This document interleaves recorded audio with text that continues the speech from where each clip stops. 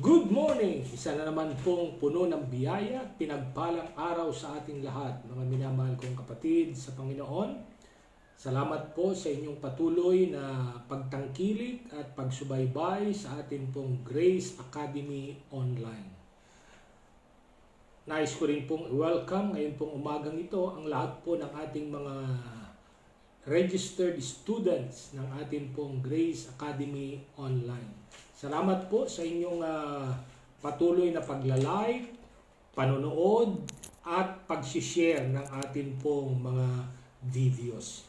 Yan lamang po ang requirements na inihingi po natin sa lahat po ng mga registered students para po sila ay makatanggap ng kanila pong Certificate of Completion dito po sa ating pinag-aaralan ngayon na aklat ng mga taga-Pilipos. So sa umaga pong ito mga kapatid ay magpapatuloy po tayo sa ating pag-aaral ng aklat ng Pilipos at tayo po ngayon ay nasa ikalimang bahagi na po ng ating pag-aaral. We're going to start our study today in chapter 2 of the book of Philippians mga kapatid. Well, habang akin pong pinafinalize ang aking ituturo ngayon pong umagang ito, kayo po na mga marahil ay nakakita ng aking pinost kagabi. Pinamagatan ko po sana itong pag-aaral na ito na The Grace of Helping One Another. Pero habang ako po ay nagpa-finalize ng aking pong ituturo ngayong umagang ito, ay pinakita ng Panginoon sa akin na it's not just the grace of helping one another, but there are really so many aspects of the grace of God dito po sa ating pag-aaralan ngayong umagang ito. Because if you remember, the Apostle Peter talks about the manifold grace of God or the many-sided grace of God, mga kapatid. Kaya ngayon pong umagang ito ay nagpasya po ako na pamagatan ang ating pag-aaral na the graces of Christ in the believer. So yun pong mga iba-ibang aspeto ng biyaya ng ating Panginoong Jesucristo sa buhay natin bilang mga mananampalataya. So yan po ang pinakapamagat ng ating pong pag-aaral ngayong umagang ito. Magsimula po tayo sa isang panalangin. Ama naming Diyos, salamat po sa inyo na muli ay binigyan niyo po kami ng isang napakagandang araw at pagkakataon upang muli na namang makapag-aral ng iyong mga salita. Salamat po sa banal na Espiritu na siyang amin pong gabay at patnubay sa lahat ng katotohanan. Salamat din po sa Espiritu ng wisdom, ng understanding, at ng revelation. Hallelujah! Na patuloy na inyo pong pinagkakaloob sa bawat isa sa amin na inyong mga anak. Salamat po Ama, pinagpala niyo na ang gawain ito at walang ibang matatanghal kundi ang aming Panginoong Hesus lamang. Salamat po that all our listeners right now are anointed by the Holy Spirit. They have the eyes to see and they have the ears to hear, Father God. In Jesus' name, this is my prayer. Amen. Praise God. So welcome po dito sa ating Grace Academy Online. So we'll now begin our study in chapter 2 of the book of Philippians. Hallelujah! At ang atin pong i-cover ngayon is Philippians chapter 2 verses 1 to 4. 4 na talata lamang po, pero punong-puno ng kapahayagan ng ating Panginoon, mga kapatid. Praise God! So hindi natin minamadali ang atin pong ginagawang mga pagtuturo at pag-aaral dito po sa aklat ng Pilipos dahil ito ay verse by verse study. So hindi natin binibigay lang yung overview o kaya yung theme ng isang kapitulo, kundi talaga hinihimay natin ang bawat bersikulo para mas maging maganda po, mas maging malawak at mas maging klaro ang ating kaunawaan sa mga salita ng Diyos na atin pong binabasa. So simulan po natin ang ating pag-aaral ngayon. Philippians chapter 2 verse 1 says, "If there be therefore any consolation in Christ, if any comfort of love, if any fellowship of the Spirit, if any bowels and mercies. So, dito ho tayo magsisimula ng atin pong pag-aaral ngayon. If you will notice, dito sa talatang ito ay paulit-ulit ninyong makikita yung salitang if, mga kapatid. But I would like you to see it in another translation. That word if, hallelujah, is actually translated since, mga kapatid. So, kung babasahin po natin, ganito siya, if there is any consolation. Now, that word consolation simply means comfort or encouragement, mga kapatid. Hallelujah. Or sa iba naman pong translation na nakalagay, since there is great consolation, comfort, or encouragement in Christ. So, totoo po na mayroon pong dakilang, hallelujah, comfort, pag-aaliw, at pagpapalakas na tayo po ay tinanggap mula sa ating Panginoong Hesus o tinanggap dahil tayo po ay na kay Kristo, mga kapatid. Praise God. Hallelujah. So, through Christ, we are consoled, comforted, and encouraged, mga kapatid. So, yan po ang isang biyaya ng Panginoon sa mga buhay po natin bilang mga mananampalataya. Na dahil po kay Kristo, o dahil tayo po ay na kay Kristo, we are consoled, tayo po ay inaaliw, mga kapatid, at tayo po ay pinalalakas. Praise God. Hallelujah. Kaya nga kung titignan nun natin, may mga scripture po na mababasa tayo in 2 Corinthians chapter 1, verse 5. Ganito po mababasa natin. For just as we share abundantly in the sufferings of Christ. If you remember, last Wednesday or last Friday ay pinakita ko po sa inyo that hindi lang ho tayo binigyan ng pribilehiyo na maniwala sa Panginoong Hesus, kundi makibahagi rin po sa kanyang mga sufferings o pagdurusa. But kinwalify ho natin yon na yung sufferings po na kung saan ay nakikibahagi tayo ay hindi doon sa mga bagay na binayaran na ng Panginoon para sa atin. But most particularly, ang tinutukoy pong suffering doon sa ating pag-aaral, yun nga yung word na Pasko, na marami po ang natawa, na ang kahulugan pala nung Pasko, which is the Greek word for suffering, mga kapatid, is persecutions and trials. So yun po yung marami na nararanasan po tayo bilang mga mananampalataya, yung pag-uusig, at yun po yung mga panlilibak, yun po yung mga minsan ay panghihiya, mga kapatid. Pero maganda, sabi rito ni Apostol Pablo sa mga taga-Korinto, so also our comfort abounds through Christ. So meaning, bagamat may mga pag-uusig, mayroong mga pagsubok, pero naandun lagi yung pag-aaliw ng ating Panginoon. Nandun lagi yung pagpapalakas ng Panginoon sa atin. Praise God. Then another scripture is 2 Thessalonians chapter 2 verse 16 to 17. Again, ano po mababasa natin? May our Lord Jesus Christ Himself, who loved us and by His grace gave us, look, eternal encouragement and hope, encourage your hearts. So, makikita po natin, mga kapatid, na talagang dahil sa Panginoong Hesus ay lagi daw po, actually, ang sinabi rito, eternal encouragement. Wow! Kaya nga po, anuman ang mga pinagdadaanan natin ngayon, anuman ang mga kinakaharap natin problema ngayon, ay may encourage po tayo, mga kapatid, na ang Panginoon ay hindi niya tayo pinababayaan, lagi siyang naandyan para tayo'y aliwin, para tayo ay palakasin, maging sa mga gitna ng mga pag-uusig at mga pagsubok na ating pinagdadaanan. Right now, I just pray for everyone na nakakaranas ngayon ng suffering, hallelujah, or may mga kagipitan sa buhay at mga pangailangan. Kapatid, tanggapin mo ngayon ang encouragement ng Panginoon. Tanggapin mo ngayon ang pagpapalakas ng Panginoon. Tanggapin mo ngayon ang pag-aaliw ng ating Panginoon, that all will be well for you in Jesus' name.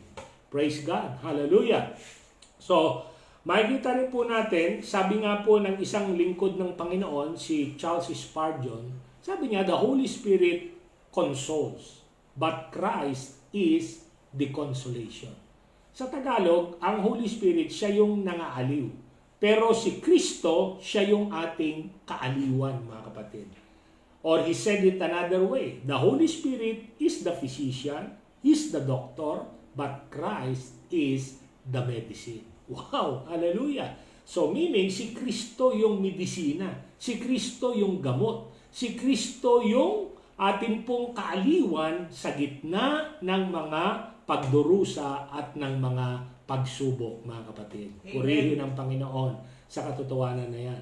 Then, Paul goes on to say, if there is any comfort or love. So again, that word it can be translated since there is the great comfort of love, mga kapatid. So it's not really a question kung mayroon bang tayong tinatanggap na comfort of love. Kasi yan po ay talagang tinanggap natin dahil sa ating Panginoong Hesukristo.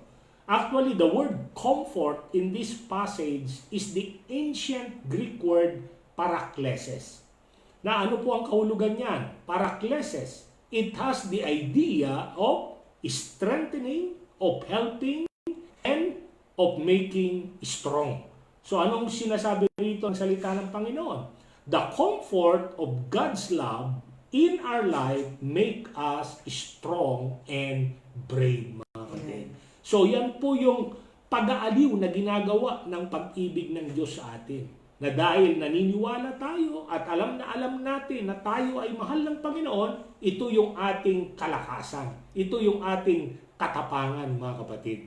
Kaya nga kitang-kita natin ito sa buhay ni Apostol Juan, mga kapatid. Hallelujah! Na because of his revelation of the greatness of God's love for him, ay talaga hong pinalakas ng Diyos ang taong ito. Nang sabi ho ng banal na kasulatan sa isang pangyayari sa Biblia, he outrun.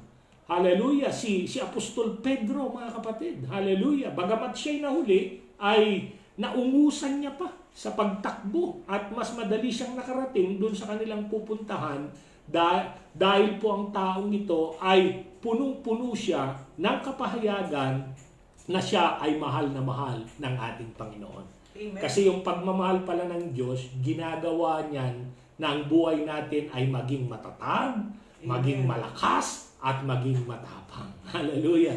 Kaya kapatid, sa umagang ito, hallelujah, tanggapin mo, paniwalaan mong lubos ang pagmamahal ng Diyos upang ikaw ay magkaroon ng lakas, magkaroon ng tapang na harapin ang lahat ng mga hamon ng buhay, lalong-lalo na po sa mga panahong ito, mga kapatid. Praise God. And then, thirdly, sabi o rito ni Paul, if there is any fellowship of the Spirit, or since there is the fellowship of the Spirit. So it's also a reality in the lives of every believer that we have fellowship with the Holy Spirit, mga kapatid.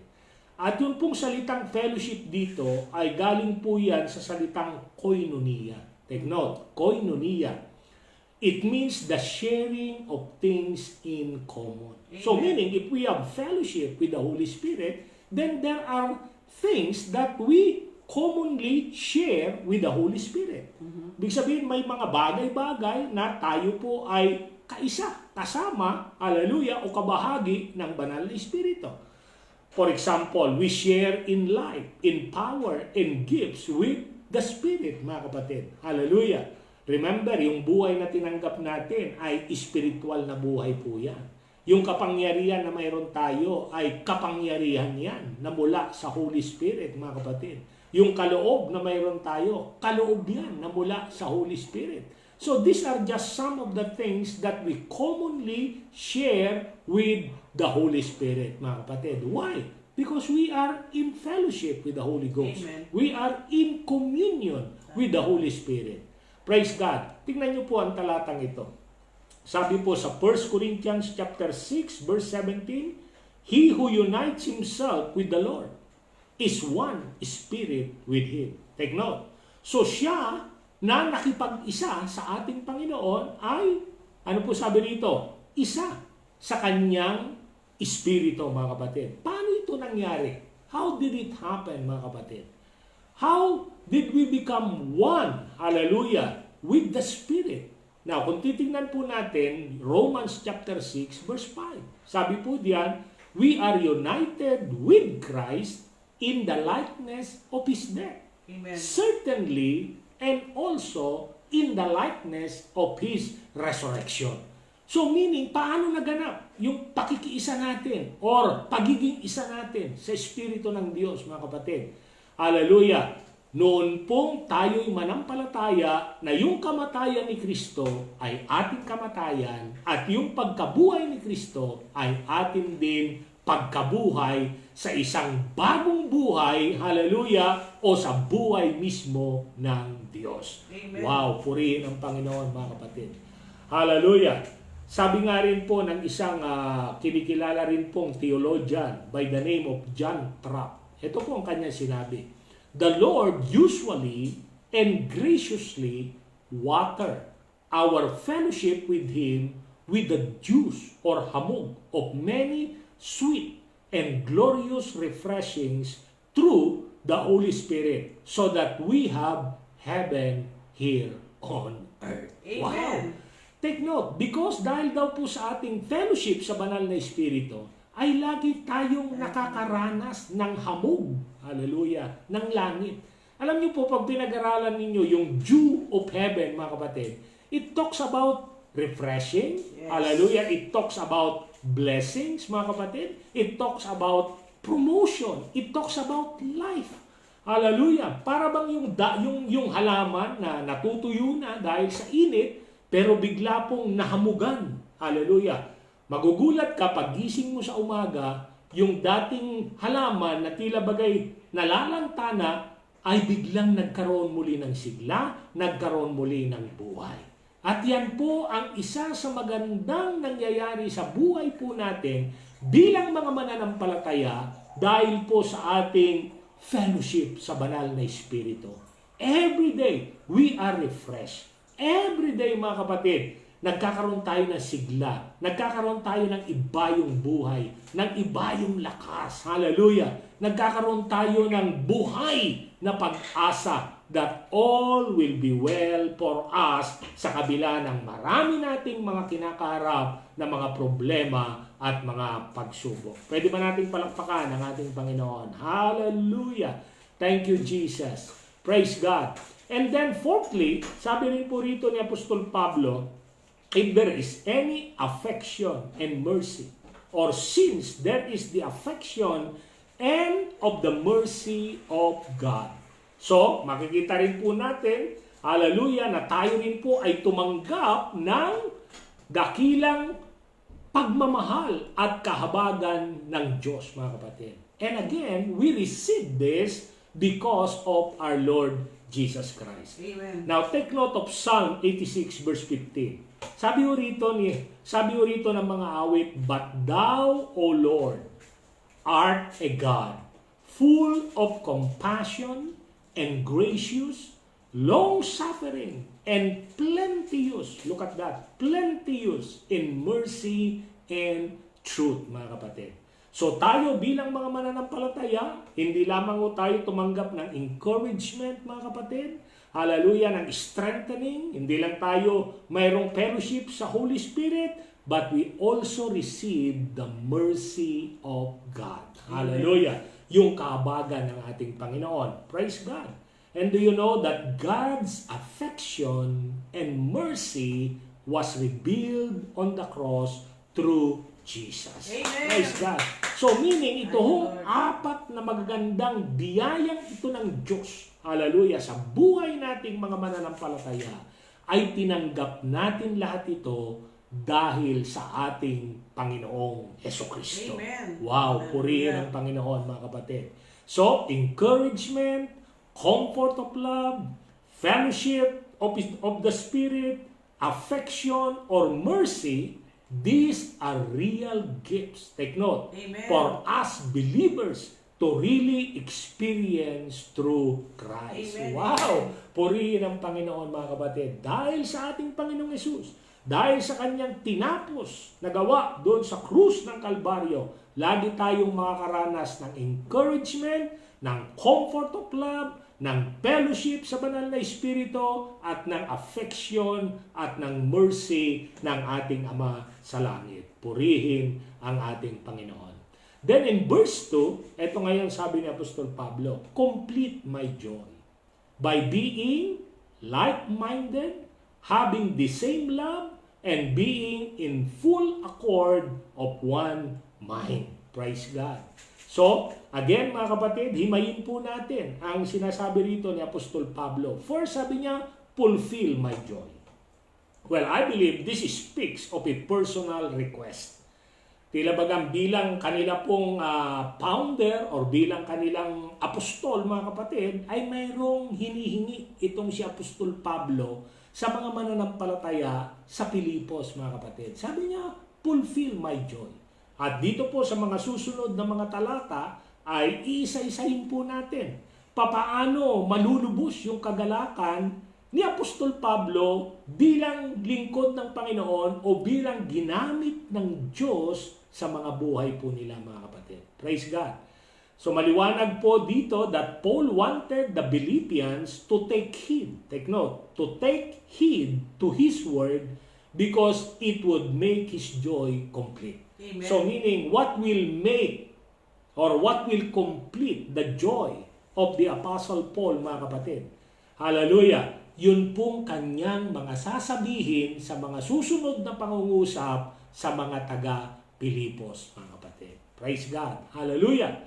And also, dito po sa talatang ito ay makikita rin po natin na muli na namang binigyan ni Apostol Pablo ang kahalagahan ng pagkakaisa.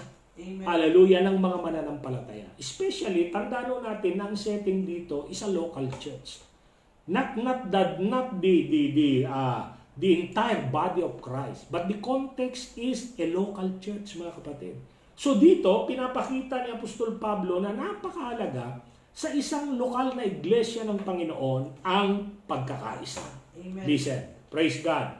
He was speaking, yung unity po na tunutukoy niya rito is actually of being one accord, one mind, or think the same way. So, yun po yung focus ng unity rito na tinutukoy ni Apostol Pablo. Yung talagang sila ay magkaisa sa isip at sa kanilang mga, hallelujah, iniisip, mga kapatid. Praise God. So yun po yung pagkakaisa na binibigyan din dito ni Apostol Pablo. Pwede rin natin sabihin na maging isa sila sa kanilang mga sinasabi. Praise God. Na sa buhay nila ay talagang dapat makita yun pong kapahayagan ng pagiging isa nila na ito naman po yung talagang bunga ng ginawa ng Panginoong Yesus para sa kanila. Amen. Because if you remember in the book of Ephesians, mga kapatid, hallelujah, anong ginawa ng kamatayan at pagkabuhay na muli ng Panginoon?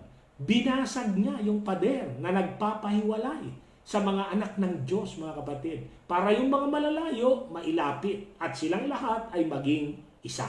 So even in this book, mga kapatid, ay binibigyan diin ni Apostol Pablo yung kahalagahan ng pagkakaisa sa loob ng isang iglesia ng ating Panginoon, mga kapatid.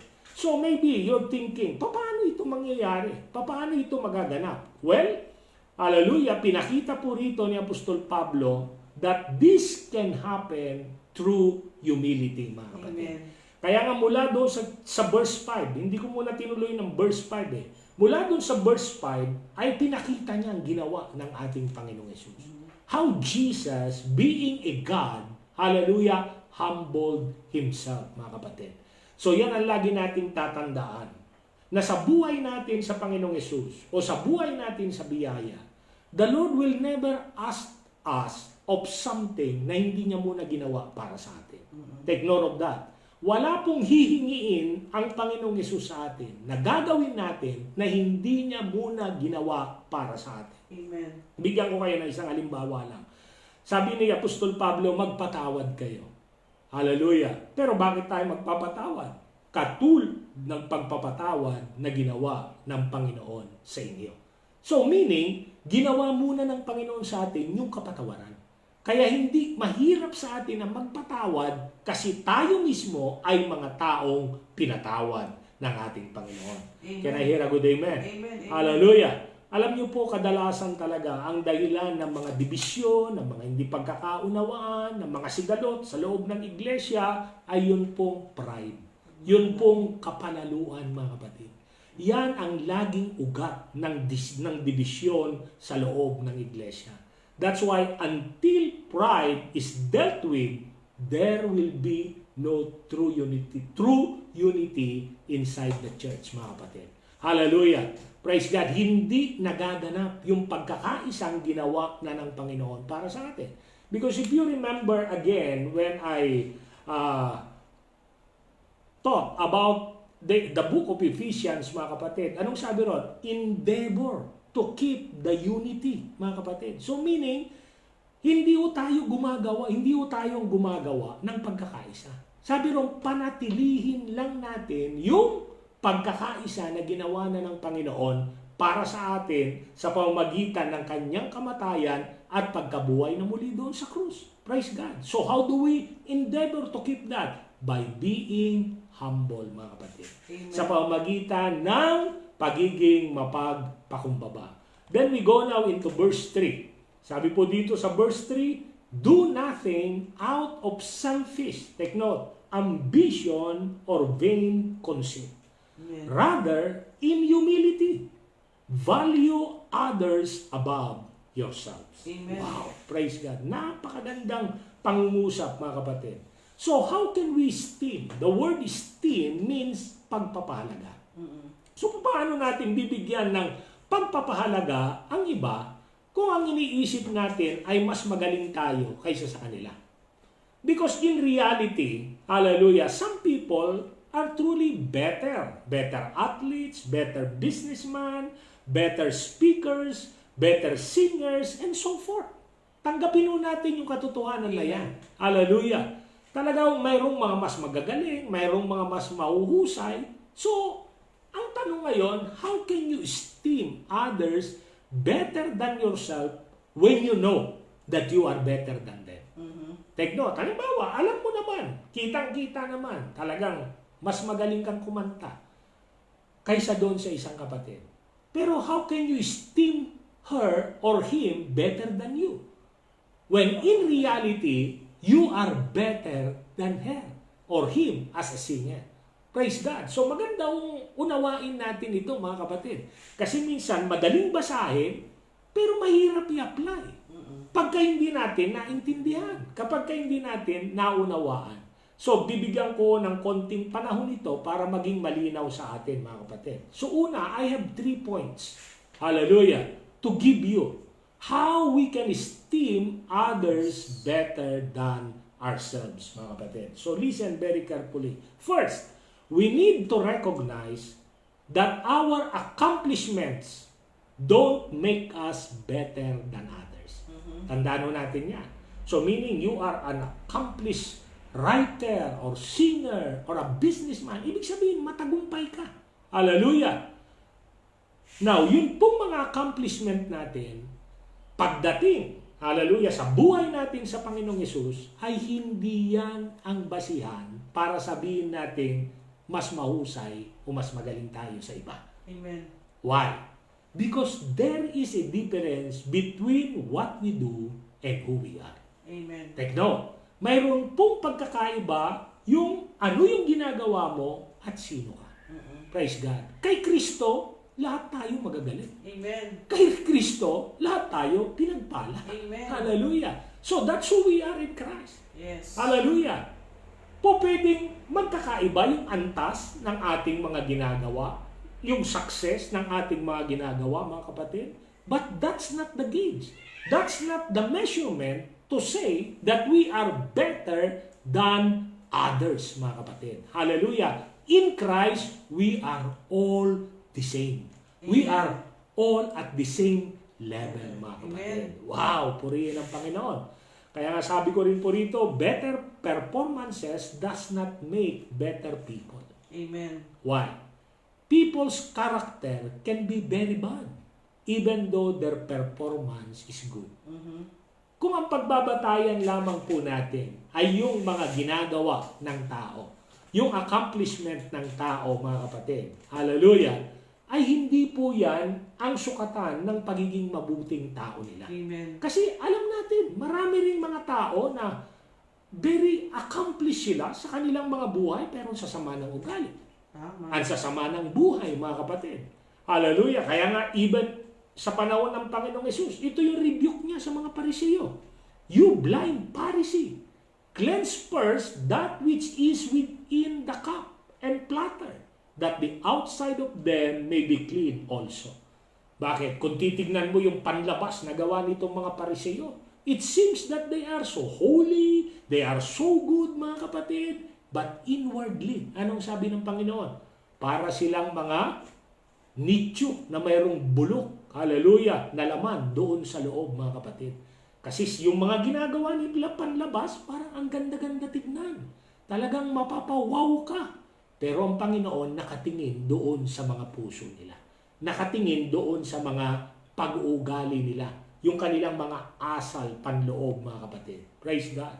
So meaning, God judges by looking on the inside and not the outside. Amen. Take note of that. That's how God judges, mga kapatid.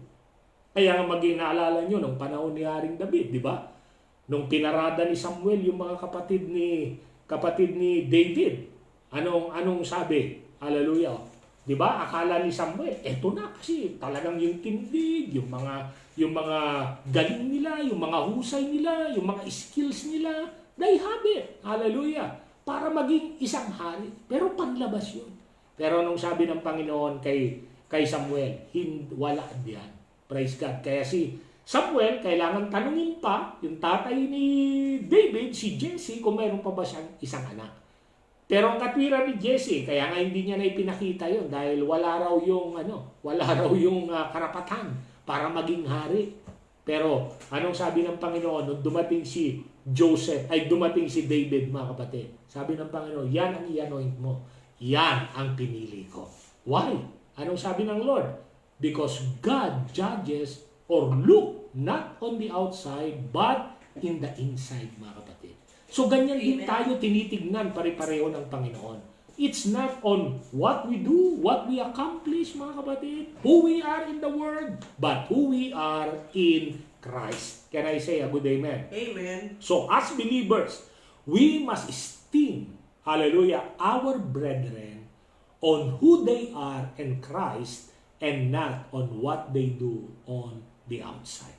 Praise God. So dapat pala, bilang mga mananampalataya, tignan natin ang mga kapatid natin kung sino sila kay Kristo. Hindi yung sa kung ano ang nagagawa nila, mga kapatid. Hallelujah. And by doing that, we will esteem them, mga kapatid. Hallelujah. Papahalagaan po natin sila. Bakit? Kasi nga, sila man ay pinahalagahan ng ating Panginoong Jesucristo. Amen. Praise God. Pangalawa, my second point, if we esteem others better, we will naturally have a concern for their needs and concerns. Tama po ba yun? Amen. Kung talagang binibigyan mo ng pahalaga yung isang kapatid, ay magiging concern ka sa kanyang mga pangailangan at sa kung ano man yung kanyang mga concern din, mga kapatid. Praise God.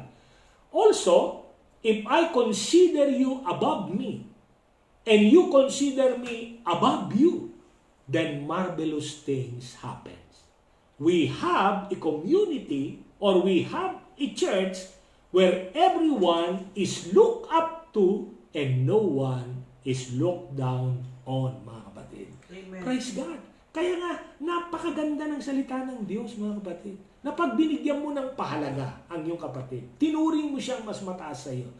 At siya rin, ito rin yung iaasal niya sa kanyang buhay. Titignan ka rin niya na mas mataas ka, hallelujah, kaysa sa kanya. Anong magiging resulta nito? Anong klase ng community o church magkakaroon tayo, mga kapatid? Isang iglesia na walang hinahamak, walang inaapi, walang minamaliit, kundi lahat ay binibigyan ng pahalaga. Amen. Wow! Purihin ang Panginoon. Palakpakan nga po natin ang Panginoon sa katotohanan na yan. Hallelujah! And then thirdly, mga kapatid, hallelujah, and for me, this is important. We esteem others because of Jesus. Amen. Bakit natin pinapahalagahan ang ating mga kapatid? Hallelujah. Dahil sa ating Panginoong Jesus. Hallelujah. Take note of this. Christ loved us and died for us and forgave us and accepted us and justified us and gave us eternal life and made us heirs of the world when He owed us nothing. Take note of that, mga kapatid. Hallelujah. Hindi tayo kailangan suklihan ng Panginoon. Wala siyang obligasyon sa atin. Wala siyang pagkakautang sa atin. Pero anong ginawa niya? Pinahalagahan kanya, kapatid. Hallelujah. Sinakripisyo niya ang kanyang buhay. Minahal niya tayo. Namatay siya para sa atin. Pinatawad niya tayo. Tinanggap niya tayo, pinawalang sala niya tayo, Amen. binigyan niya tayo ng buhay na walang hanggan, at ginawa niya tayong tagapagmana ng mundong ito, mga kapatid. Amen. Bagamat wala siyang obligasyon, wala siyang pagkakautang sa atin, mga kapatid, He did it all because He esteemed you and me. Amen. Praise God. Pinahalagahan ka ng Panginoon. Pinahalagahan tayo ng Panginoon. Kaya naman si Apostol Pablo, sinasabi niya rito, bigyan nyo ng kaganapan ang aking kagalakan, mga kapatid. Hallelujah! Pahalagahan ninyo ang isa't isa katulad ng pagpapahalaga ni Kristo sa inyo. Purihin ang Panginoon.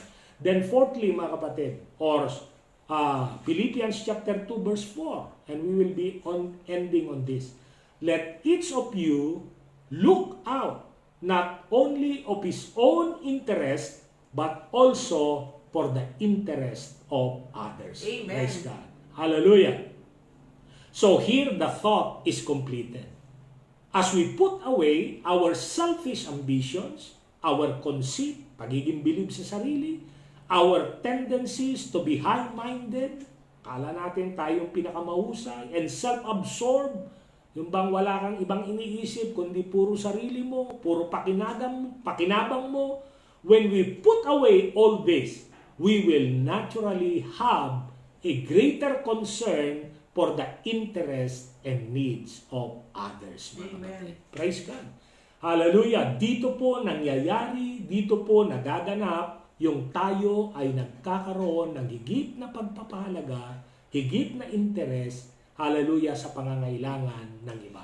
Now, gusto ko rin pong sabihin that Paul doesn't tell us that it is wrong to look out for our own interests and needs. Yes. But that we should not only look out for our own interests and needs. Amen. So hindi niya sinasabi rito na hindi na mali, hindi tama, na hindi mo bigyan ng pahalaga o hindi mo kailangan bigyan ng pansin yung iyong mga pangangailangan.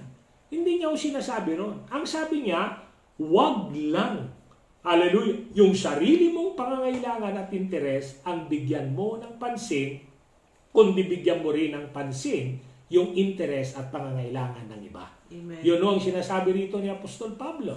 That's why, if we think only about ourselves, hallelujah, we will be what? Selfish. Yes. But if we get out of self and think more about the benefit of others than the benefit of self or ourselves, then we will be selfless. So, it's a matter of focus, mga kapatid. Amen. So, ang pinag-uusapan dito talaga, focus natin. Marami Yes. yung tao, even believers, nakapokus lang sila sa interest nila, sa pangangailangan nila, pamilya nila, trabaho nila, ministry nila, at wala silang pakialam sa iba. Praise God. Hindi yung sinasabi ni Pablo na hindi ka dapat maging concern, hallelujah, sa iyong pamilya, sa iyong anak buhay, sa iyong ministeryo, sa iyong pangangailangan. Pero ang sabi niya, huwag ka lang maging concern sa puro pansarili, alalahanin mo rin ang iba. Amen. Kaya mga kapatid, sa mga panahong ito na talagang dumadanas tayo ng mga kagipitan, dumadanas tayo ng mga talagang kakulangan, ito po yung panahon na dapat na maging concern tayo sa bawat isa. Amen. So as we pray at mayroon pong nilid ang Panginoon sa atin, mayroong pinaalala sa atin ng Panginoon na marahil kapatiran natin, kamanggagawa natin, mga kapatid, let us not hesitate. Yes. Hallelujah. To send help or to give help, mga kapatid. Hallelujah. Dahil ito po talaga yung buhay natin kay Kristo. Amen. Tayo po na mga na kay Kristo, hindi na tayo nabubuhay lang para sa sarili, mga kapatid. Amen. Nabubuhay tayo, hallelujah, para rin po sa kapakinabangan ng iba. Amen. Sabi nga po rito ng isang quotation, when you focus on being a blessing, God makes sure that you are always blessed in abundance. Amen. Napakaganda, mga kapatid. Sabi po, kung tayo ay magpo-focus, hallelujah, sa ating buhay bilang mga pinagpala, at yan ay pinaniniwalaan natin. Yan ay bukang bibig natin, mga kapatid. I'm blessed. We are blessed. Hallelujah. And totoo, yan po ang dapat nating maging focus. Yes. Na tayo po ay mga pinagpalang anak ng Diyos, mga kapatid. At dahil tayo po ay mga pinagpala na mga anak ng Diyos, tayo po ay nagiging pagpapala sa iba. Amen. At kapag tayo daw po ay nabuhay ng ganyang klase ng buhay, mga kapatid, titiyakin ng Diyos na ikaw ay mapagpapala ng masaganang masagana. Amen. Praise Hallelujah. God. So, hindi po tama yung tayo ay nagdadamot. Yes. Hindi po tama yung tayo ay nag-withhold ng ating blessing, mga kapatid. Tandaan ninyo ang isang talata sa banal na kasulatan. I was just reminded, in the book of Proverbs, anong sabi ron? Mayroon daw pong tao na ipon siya ng ipon. Kabig siya ng kabig. Pero humahantong siya sa kawalan. Mayroon namang tao na bigay ng bigay. Release ng release. Tulong ng tulong, mga kapatid. Pero hindi siya nauubusan. Amen. Bakit? Lalo siyang pinapasagana ng ating Panginoon. Praise God. Purihin ang Panginoon. So, maliwanag po, mga kapatid, that the Philippians completed Paul's joy. How? Paano nila talagang binigyan ng kaganapan yun pong buhay ng lingkod na ito ng Panginoon? Isa-isahin natin. How? By being like-minded, by having the same love, by being one in the Spirit, by having one purpose, by doing nothing according to selfish ambition, by regarding one another as more important than themselves, by each one not being concerned about their own interest only, but also by being concerned about the interest of others. And this is all because of Christ. Amen. Hallelujah. So siguro pwede ko rin nung iramin ang pangungusap na ito ni Apostol Pablo. Complete my joy, mga kapatid. Gawin din natin ang mga bagay na ito. Ito po ay hindi mahirap dahil biyaya na ng Diyos ito sa buhay natin. Ibig sabihin, tinanggap na natin ito. Nasa atin na ito, mga kapatid. Itong mga katotohanan ito. It's just a matter of, hallelujah, releasing it for us to really experience it, mga kapatid. So, Amen. release your faith. Yes. Pakawalan mong yung pananampalataya sa mga katotohanan ito. Hallelujah. Hindi mo kailangang pilitin ang sarili mo, pagsumikapan na gawin ito. No. Hallelujah. They are already in you. Hallelujah. Because of your union with Christ, or because of what Christ has done for us on the cross. It's just a matter of believing it and then releasing it by faith, mga Amen. kapatid. So, purihin ang Panginoon. Nawa, ito pong mga katotohanan ito, mga kapatid, ay maging isang buhay na katotohanan na ito po yung mga biyaya ng Diyos sa buhay po natin dahil sa tinapos na gawa ng ating Panginoong Hesus, at marapat lamang na ito po yung lakaran natin. Ito po yung ibuhay natin. Hallelujah! Sa kaluwalhatian at karangalan ng ating Panginoong Hesus lamang. Praise God. Let me pray for you. Father, in the name of Jesus, I thank you so much for everyone who have heard this message, oh God, that truly these things are already in us because of Jesus, because of what Christ has done for us. And I pray, Lord, hallelujah, especially in a time such as this, Lord. Hallelujah. Lalong-lalo na po sa panahong ito na amin pong kinabubuhayan ngayon o nabubuhay ngayon, na ito pong mga katotohanan ito ay malakaran ng bawat iglesia mo. Amen. Malakaran ng bawat mga anak mo sa bawat Amen. iglesia upang tunay, Panginoon, na lalo pa naming may pakita sa sanglibutang ito na ikaw nga ay buhay, hallelujah, at tunay na ang ginawa mo doon sa krus ay isang ganap at kompletong gawa, hallelujah, na siya ngayong nakikita sa buhay namin bilang mga anak mo at bilang mga nagsisampalataya at tumanggap ng iyong masaganang biyaya. Amen. Pagpalain niyo po, Ama, ang bawat isang nakapakinig ng mensaheng ito at maipalaganap nila ang mensaheng ito for the glory of the one who is worthy to receive all praises and honor, our Lord Jesus Christ. God bless you all, mga minamahal kong kapatid, at lagi niyo pong tatandaan, only Jesus. God bless us all.